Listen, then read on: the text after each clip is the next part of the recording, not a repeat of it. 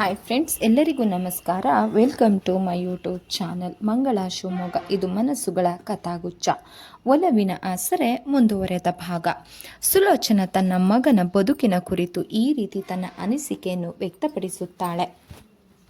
ನನ್ನ ಮಗನ ಅದೃಷ್ಟ ಚೆನ್ನಾಗಿಲ್ಲ ಶಿವಾನಿ. ದೇವರು ಕಣ್ಣು ಬಿಟ್ಟಾಗ ಹೀಗೆ ಮಾಡಬಹುದೇ? ಹೆಣ್ಣಿಗೆ ತಾಯ್ತನಕ್ಕಿಂತ ಮಿಗಿಲಾದದ್ದು ಏನಿದೆ? ಅವಳು ಕಲಾವಿದೆ, ವಿಶೇಷ ಸವಲತ್ತುಗಳು ಬೇಕು, ಒಪ್ಪಿಕೊಳ್ತೇನೆ. ಹಾಗಂತ ಹೀಗೆ ಮಾಡುವುದೇ?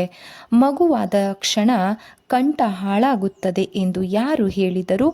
ಎಷ್ಟೋ ಗಾಯಕಿಯರಿಗೆ ಮಕ್ಕಳಾದ ಮೇಲೆ ಇನ್ನೂ ಚೆನ್ನಾಗಿಯೇ ಆಗಿದೆ. ಒಂದು ಮಗುವಾದ ಕ್ಷಣ ಮುದುಕಿಯರಾಗ್ತಾರಾ? ಅಥವಾ ಮಗುವಾಗ್ತಿದ್ದ ಹಾಗೆ ಮನೆಯಲ್ಲಿ ಕೂಡಿ ಹಾಕ್ತಾರಾ? ಹಿಂದಿನಂತೆ ಕತ್ತಲೆ ಕೋಣೆಯಲ್ಲಿ ಎಂದಳು. ಇದೆಲ್ಲ ಇಲ್ಲವಾ ಮಗು ನೋಡಿಕೊಳ್ಳಲಿಕ್ಕೆ? ಶಕ್ತಿ ಇದ್ದರೆ 15 ದಿನಕ್ಕೆ ಹಾಡಲು ಹೋಗಲಿ, ಯಾರು ಬೇಡ ಅಂತಾರೆ? ನಾವ್ಯಾರೂ ಅಡ್ಡಿ ಬರಲ್ಲ. ಈಗ ನೀನು ತಾಯಿಯಾಗ್ತಿದ್ದೀಯ. ತರುಣ್ಗೆ ಮನೆಯವರಿಗೆ ಎಷ್ಟು ಸಂತಸ ನೋಡು. ಮದುವೆಯಾಗದ ಶುಭ ದಿಟ್ಟತನದಿಂದ ತಾಯಿ ಆಗ್ತಿದ್ದಾಳೆ. ಅವಳಿಗೆ ಗೊತ್ತಿದೆ ತಾಯ್ತನದ ಸುಖ.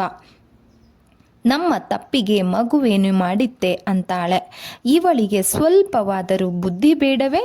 ಎಲ್ಲ ನನ್ನ ಮಗನ ಕರ್ಮ. ಸೆರಗಿನಿಂದ ಕಣ್ಣು ಮೂಗು ಒರೆಸಿಕೊಂಡಳು. ಸಮಾಧಾನ ಮಾಡ್ಕೊಳ್ಳಿ ಅಮ್ಮ, ಆಗಿದ್ದಾಯಿತು, ಮುಂದೆ ಹೀಗಾಗದಂತೆ ನೋಡಿಕೊಂಡರೆ ಆಯಿತು ಎಂದಳು. ಅಣ್ಣನೆದುರಿಗೆ ಸದ್ಯಕ್ಕೆ ಈ ವಿಚಾರ ಹೇಳಬೇಡಿ, ಅಪ್ಸೆಟ್ ಆಗ್ತಾರೆ. ಶೂಟಿಂಗ್ ಎಲ್ಲ ಮುಗಿಲಿ, ಅವಳಾಗಿಯೇ ಹೇಳಲಿ ಎಂದು ಸಮಾಧಾನ ಮಾಡಿದಳು.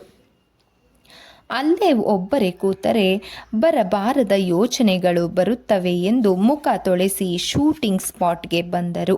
ವಿವೇಕ್ ತುಂಬ ಗಂಭೀರವಾಗಿ ಚಿತ್ರೀಕರಣ ನಡೆಸಿದ್ದ. ಮಗನ ನಿರ್ದೇಶನದ ಚಾಕಚಕ್ಯತೆ, ಹೊಸ ಹೊಸ ಆಯಾಮಗಳನ್ನು ನೋಡುತ್ತಾ ಸ್ವಲ್ಪ ಹೊತ್ತು ಎಲ್ಲ ಮರೆತಳು. ರಾತ್ರಿ ಊಟವಾದ ನಂತರ 12ರವರೆಗೆ ಶೂಟಿಂಗ್ ನಡೆಯಿತು. ಆ ವೇಳೆಯಲ್ಲಿ ಜನ ಚಿತ್ರೀಕರಣ ನೋಡಲು ಸೇರಿದ್ದರು. ಗಲಾಟೆ ಮಾಡದೆ ನೋಡುತ್ತಿದ್ದರು. ಮಲಗುವಾಗ 1:15 ತಾಯಿ ಮಗನ ಕೋಣೆಯಲ್ಲಿ ಮಲಗಿದ್ದಳು. ಎಲ್ಲೋ ಹೊತ್ತಿನವರೆಗೂ ಅವರು ಚಿತ್ರದ ವಿಚಾರವನ್ನೇ ಮಾತನಾಡುತ್ತಿದ್ದರು. ಅಪ್ಪಿತಪ್ಪಿಯೂ ಶಚಿಯ ವಿಚಾರವನ್ನೇ ಇಬ್ಬರು ಎತ್ತಲಿಲ್ಲ. ಪ್ರಯತ್ನಪೂರ್ವಕವಾಗಿ ನಡೆಯುತ್ತಿದ್ರೂ ಹಾಗೆ ಮಾತನಾಡುತ್ತಾ ಮಲಗಿದರು. ಬೆಳಗ್ಗೆ 7ರಿಂದ ಶೂಟಿಂಗ್. ಆ ದಿನ ಮಧ್ಯಾಹ್ನದವರೆಗೆ ಮಾತ್ರ ಶಚಿ ಇಲ್ಲದೆ ನಡೆಯುತ್ತಿತ್ತು.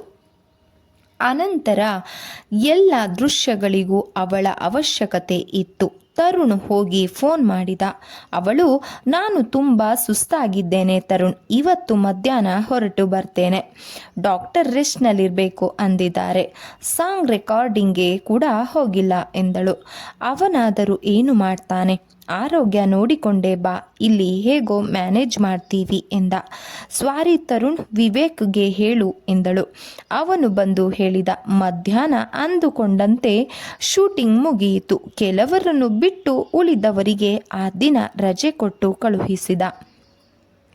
ಕ್ಯಾಮರಾಮನ್ ಜೊತೆ ಇವರೆಲ್ಲ ಕಾಡಿನೊಳಗೆ ಹೊರಟರು. ತಾಯಿಗೆ ನಡೆಯಲಾಗದಿದ್ದರೂ ಹೊರಟಳು. ಮಲೆನಾಡಿನಲ್ಲಿ ಹುಟ್ಟಿ ಬೆಳೆದವಳು. ಕಾಡೆಂದರೆ ತುಂಬ ಇಷ್ಟ ಆಕೆಗೆ. ಕಾಡಿನ ಬೃಹದಾಕಾರದ ಮರಗಳನ್ನು, ವಿಶಿಷ್ಟ ಪರಿಸರವನ್ನು ಕ್ಯಾಮರಾದಲ್ಲಿ ಸೆರೆ ಹಿಡಿದರು. ಇವರನ್ನು ಕಂಡು ಪ್ರಾಣಿಗಳು ಪೊದೆಯಿಂದ ಓಡಿದವು. ದೊಡ್ಡ ಹೆಬ್ಬಾವು ಮರಕ್ಕೆ ಸುತ್ತುಕೊಂಡಿತು. ಯಾವುದೋ ಪ್ರಾಣಿ ಹೊಟ್ಟೆ ಸೇರಿರಬೇಕು. ಜನರ ಎಚ್ಚರವೂ ಇಲ್ಲದೆ ಮಲಗಿತ್ತು. ಅದನ್ನು ಸಹ ಕ್ಯಾಮರಾದಲ್ಲಿ ಸೆರೆ ಹಿಡಿದುಕೊಂಡರು. ವಿವೇಕ್ ದಟ್ಟವಾದ ಕಾಡಿನಲ್ಲಿ ತಾಯಿಯ ಕೈ ಹಿಡಿದು ನಡೆಸಿಕೊಂಡು ಹೋದ. ಮರಗಳು ಮೇರೆಗೆ ನಿಂತು ಹೊಳೆಗೆ ಬರುವ ಪ್ರಾಣಿಗಳನ್ನು ನೋಡಿದರು. ಹುಲಿಯೊಂದು ತನ್ನ 3 ಮರಿಗಳೊಂದಿಗೆ ಬಂದಾಗ ಎಲ್ಲ ಉಸಿರು ಬಿಗಿ ಹಿಡಿದುಕೊಂಡರು. ಮರಿಗಳು ನೀರಿಗಿಳಿದು ಮಕ್ಕಳಂತೆ ಆಟವಾಡುವುದನ್ನು ಕ್ಯಾಮರಾಮನ್ ಚಿತ್ರೀಕರಿಸಿಕೊಂಡ. ಹುಲಿ ಸುತ್ತ ಮೂಸಿ ನೋಡಿ ಮಕ್ಕಳ ಬಳಿ ಬಂದು ಮೂತಿ ತಿಕ್ಕಿ ಏನೋ ಹೇಳಿ ಒಂದೊಂದನ್ನೇ ನೀರಿನಿಂದ ಹೊರತಂದು ಕಾಡಿನೊಳಗೆ ಕರೆದೊಯ್ದಿತು. ಮನುಷ್ಯರ ಸುಳಿವು ಸಿಕ್ಕಿರಬೇಕು ಅನಿಸಿತ್ತು. ಸೂರ್ಯಾಸ್ತಕ್ಕೆ ಕಾಯದೆ ವಿವೇಕ ತಾಯಿಯೊಂದಿಗೆ ಹೊರಟ. ಮುಖ್ಯ ಮಾರ್ಗದವರೆಗೆ ನಡೆದು ಬರಬೇಕು. ದಟ್ಟವಾದ ಕಾಡು ಬೇರೆ.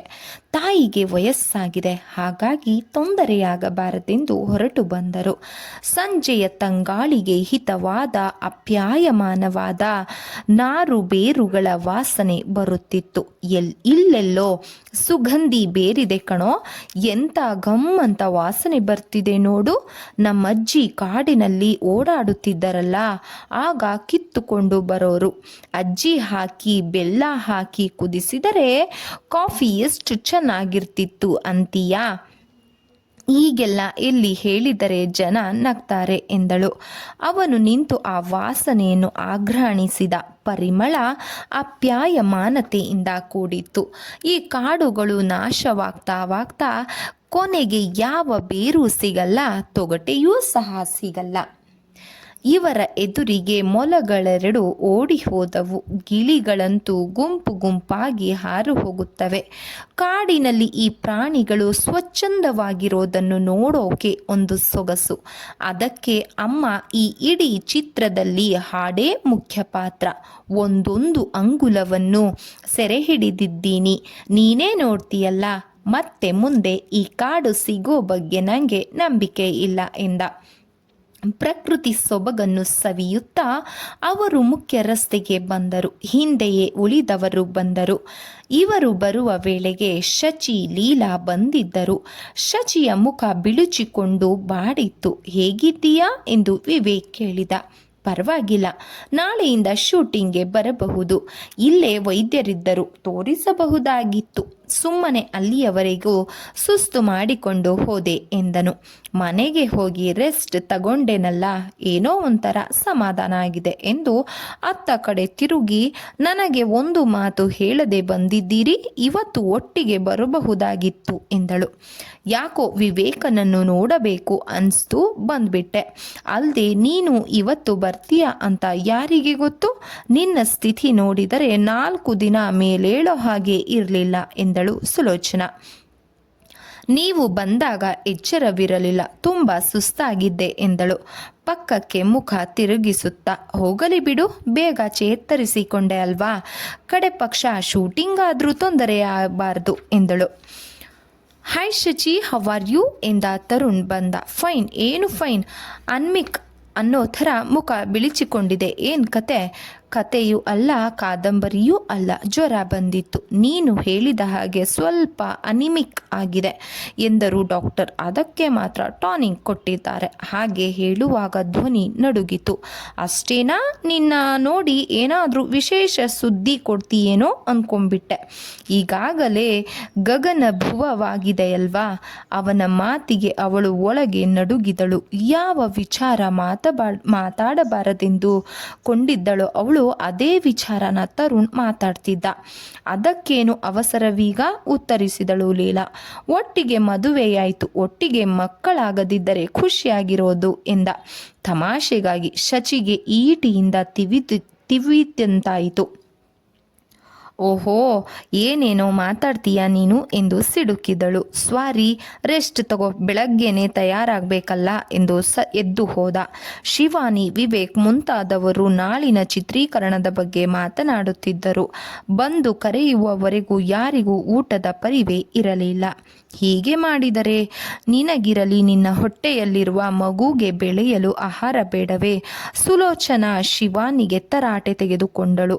ಇಲ್ಲಿ ಸಾಕು, ನಿನಗೆ ಈ ಕೆಲಸ ಹೊತ್ತಿಗೆ ಸರಿಯಾಗಿ ಆಹಾರ ವಿಶ್ರಾಂತಿ ತಗೊಳ್ಳದಿದ್ದರೆ ಹೇಗೆ?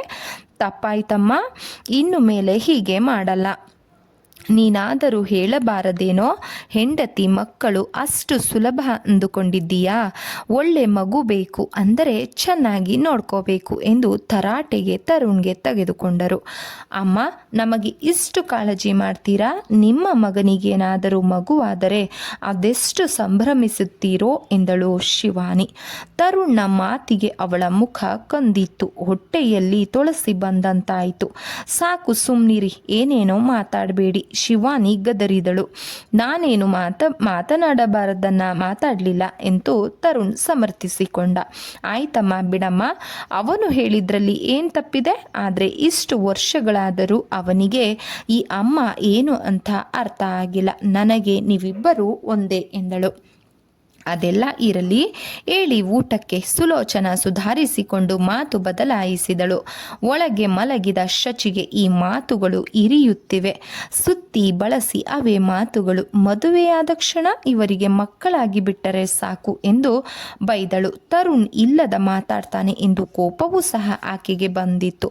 ಸಲುಗೆ ಜಾಸ್ತಿ ಆಯ್ತಂತಾಯ್ತು ಅನ್ಸತ್ತೆ. ಇವನ ಕಿವಿ ಹಿಂಡಿ ಬುದ್ಧಿ ಹೇಳಬೇಕು. ಯಾಕೆ ಇಲ್ಲದ ತಲಹರಟೆ ಇವನಿಗೆ? ಇವನಿಗಾಗ್ತಿದೆ ಅಲ್ವಾ ಮಗು, ತೆಪ್ಪಗಿರಬಾರ್ದೆ. ರಾತ್ರಿ ಊಟವನ್ನು ಆಕೆ ಮಾಡಲೇ ಇಲ್ಲ. ಲೀಲಾ ಊಟ ಬಿಡಬೇಡ ಎಂದು ತುಂಬ ಹೇಳಿದಳು. ಊಟ ಸೇರದಿದ್ದರೆ ಜ್ಯೂಸ್, ಹಾಲು ಏನಾದರೂ ತಗೋ ಎಂದಳು. ಹಠಮಾರಿ ಶಚಿ ಕೇಳಲಿಲ್ಲ. ನನಗೇನೂ ಬೇಡ ಎಂದು ಕೂಗಿದಳು. ಲೀಲಾಳ ಕೋಣೆಯಲ್ಲೇ ಸುಲೋಚನಾ ಮಲಗಳು ಹೋದಳು. ಶಚಿ ಊಟ ಬಿಟ್ಟರೆ ಹೇಗೆ? ಸ್ವಲ್ಪವಾದರೂ ತಗೋ, ನಾಳೆಯಿಂದ ಮತ್ತೆ ಶೂಟಿಂಗ್ಗೆ ನಿಲ್ಲಬೇಕಲ್ವಾ? ತುಂಬ ಸಮಾಧಾನದಿಂದ ಹೇಳಿದ ವಿವೇಕ್. ನನಗೆ ಹಸಿವಿಲ್ಲ, ನನ್ನ ಪಾಡಿಗೆ ನನ್ನನ್ನು ಬಿಟ್ಟು ಬಿಡಿ. ನಾನು ಊಟ ಮಾಡು ಅಂತ ಮಾತ್ರ ಹೇಳಿದೆ, ಬೇರೇನೂ ಹೇಳಿಲ್ವಲ್ಲ ಅಂದ ವಿವೇಕ್ ಮಾತನಾಡಿದ. ಅವಳ ಒರಟು ಮಾತಿನಿಂದ ಅಸಮಾಧಾನವಾದರೂ ಸಂಯಮ ಕಳೆದುಕೊಳ್ಳದೆ ತರುಣ್ ಮಾತಾಡ್ತಾನೆ. ತಾಯಿ ಹಾಗೆ ಬಂದದ್ದು ಇವಳು ಊರಿಗೆ ಹೋದರೂ ಮನೆಗೆ ಹೋಗದಿರುವುದರಿಂದ ಬೇರೆ ಏನೆಯೋ ಆಗಿದೆ, ಅಮ್ಮ ಹೇಳುತ್ತಿಲ್ಲ ಎಂದುಕೊಂಡ. ಇವಳು ಮೊದಲೇ ವಿಚಿತ್ರ, ವಿಪರೀತ, ಈಗ ಇನ್ನೂ ಸಹ ತುಂಬ ವಿಚಿತ್ರವಾಗಿ ಆಡ್ತಿದ್ದಾಳೆ. ಸರಿ, ಅಹಂಕಾರಕ್ಕೆ ಉದಾಸೀನವೇ ಮದ್ದು ಎಂದುಕೊಂಡು ಮಲಗಿದ. ಸ್ನೇಹಿತರೆ, ಈ ಒಂದು ಕಾದಂಬರಿ ತಮಗೆ ಇಷ್ಟ ಆದರೆ ದಯವಿಟ್ಟು ಲೈಕ್ ಮಾಡಿ, ಸಬ್ಸ್ಕ್ರೈಬ್ ಮಾಡಿ, ಸಪೋರ್ಟ್ ಮಾಡಿ. ಕಾದಂಬರಿ ಯಾವ ರೀತಿ ಮೂಡಿ ಬಂದಿದೆ ಅನ್ನೋದನ್ನು ಕಮೆಂಟ್ ಮೂಲಕ ತಿಳಿಸಿ ಫ್ರೆಂಡ್ಸ್. ಮತ್ತೊಮ್ಮೆ ತಮ್ಮೆಲ್ಲರಿಗೂ ಧನ್ಯವಾದಗಳು. ನಮಸ್ಕಾರ.